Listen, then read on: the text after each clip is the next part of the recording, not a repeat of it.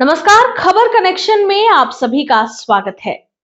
छत्तीसगढ़ के दूर दराज इलाके में बसे मसान डबरा गांव में जब सुबह की पहली किरणें पहाड़ियों को छूती हैं, तो मिट्टी की सोंधी खुशबू के साथ एक नई कहानी जन्म लेती दिखाई देती है।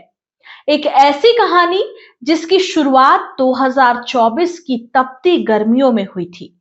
कहानी एक किसान की है जिसका नाम है अरुण सारवा, जो कि मूलतः धमतरी जिले के ही रहने वाले हैं और किसान हैं।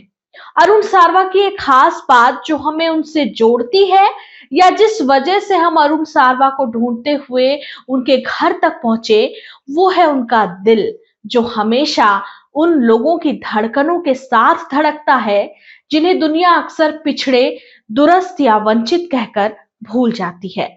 ये वे लोग हैं जिन्हें राष्ट्रपति का दत्तक पुत्र कहा जाता है, क्योंकि भारत सरकार ने उन्हें एक विशेष पिछड़ी जनजाति पीवीटीजी के रूप में पहचाना है और उनकी विशेष देखभाल के लिए विशेष प्रयास किए जा रहे हैं। यह एक कानूनी दत्तक ग्रहण की प्रक्रिया नहीं है, बल्कि एक सरकारी पहल है जो देश की सबसे असुरक्षित जनजातियों के विकास पर केंद्रित है। लेकिन इन कमार जनजाति के लोगों को विकास की तरफ ले जाने का काम अरुण सारवा ने किया है।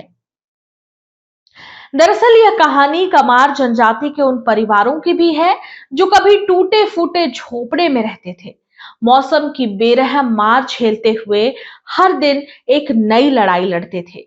लेकिन आज वही परिवार चमचमाती टाइलों वाले 2 BH के घरों के सामने खड़े होकर मुस्कुरा रहे हैं। उनकी मुस्कान सिर्फ ईंटों और टाइलों की नहीं है, एक आशा की मुस्कान है जो अरुण सारवा के प्रयासों से, उनकी दूरदर्शी सोच से सफल हो सकी है। इस सपने को सच करने की शुरुआत होती है जून 2024 से, जब किसान अरुण सारवा एक सरकारी स्कूल के किसी कार्यक्रम में पहली बार मसान डबरा पहुंचे थे, जहां उन्हें पता चला कि सरकार की प्रधानमंत्री जनधन आवास योजना के तहत कमार जनजाति के लोगों के लिए आवास स्वीकृत किया गया है। दरअसल प्रधानमंत्री जनमन जनजाति आदिवासी न्याय महाभियान योजना 2023-24 में शुरू की गई एक सरकारी पहल है, जिसका उद्देश्य विशेष रूप से कमजोर जनजाति समूहों पीवीटीजीएस को सरकारी योजनाओं का लाभ प्रदान करना है।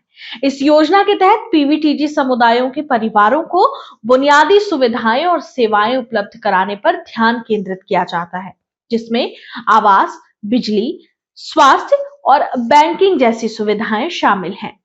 लेकिन इस योजना के तहत इन आदिवासियों को प्रति घर 2 लाख रुपए मिल सकते थे, जिससे एक अच्छा और व्यवस्थित घर बना पाना तो संभव नहीं था। तभी अरुण ने एक बड़ा फैसला लिया। उन्होंने अपनी निजी कमाई से 2 करोड़ रुपए खर्च कर आधुनिक घर बनाने की जिम्मेदारी ली। इसके बाद अरुण ने अपने पैसों से इन घरों को बनवाने की पहल की, कलेक्टर से बात किया और 1 साल के अंदर 24 मकान खड़े कर दिए। अरुण कहते हैं, मैंने जिंदगी में बहुत संघर्ष देखा है। सोचा अगर मेरी थोड़ी सी कमाई किसी की पूरी उम्र बदल सकती है, तो इससे बड़ा सौदा क्या होगा। मसान डबरा के नए घर किसी भी शहर के मध्यम वर्गीय अपार्टमेंट से कम नहीं दिखते। हर घर लगभग 2 BH के है, 2 बड़े कमरे, चमचमाती टाइलों वाला लिविंग स्पेस, घर के अंदर आधुनिक किचन, बिजली और पानी की पूर्ण व्यवस्था, बेहतर रोशनी और वेंटिलेशन। लेकिन सबसे दिलचस्प हिस्सा था घर के बाहर बनाया गया चूल्हा। क्योंकि कमार जनजाति की महिलाएं गैस पर नहीं बल्कि पारंपरिक चूल्हों पर खाना पकाने की अभ्यस्त हैं। अरुण ने इसे समझा, सम्मान दिया और इसे संरक्षित रखा। वे कहते हैं कि विकास का मतलब अपनी संस्कृति को खो देना नहीं होता। मैं चाहता था कि उनका घर नया हो, पर उनकी पहचान वही रहे। आज वही महिला जो कभी धुएं से भरे कच्चे चूल्हे में खाना बनाती थी, अब टाइलों से सजे खुले किचन में आराम से भोजन बना रही हैं। इन घरों के निर्माण से पहले गांव की तस्वीर कुछ और थी। यहाँ के लोग झुग्गी झोपड़ी जैसे घरों में रहते थे। बांस की दीवारें, पत्तों की छत और बरसात में चारों ओर फैल जाती कीचड़। बिजली का कोई भरोसा नहीं, पानी दूर से लाना पड़ता था और बच्चों के खेलने या पढ़ने के लिए कोई सुरक्षित जगह नहीं थी।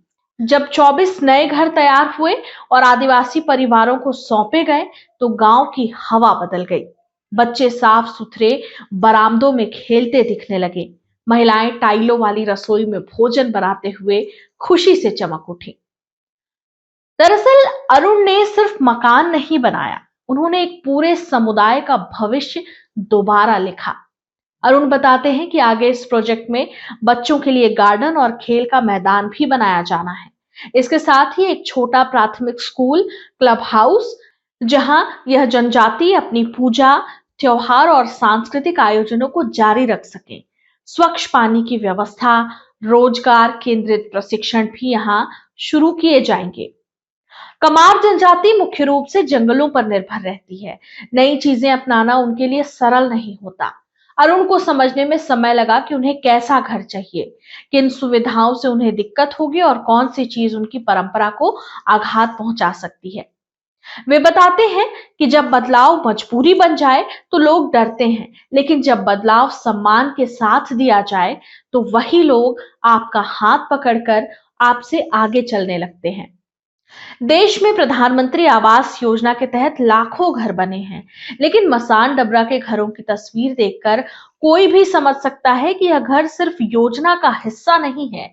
यह एक इंसान की सोच, संवेदना और समाज के प्रति उसकी जिम्मेदारी की मिसाल है। मसान डबरा की पहाड़ियों पर अब हर शाम जब सूरज ढलता है, तो इन नए घरों की टाइलें और खिड़कियां हल्की रोशनी में चमक उठती हैं, जैसे गांव कह रहा हो, हम भी बढ़ रहे हैं, हम भी बदल रहे हैं।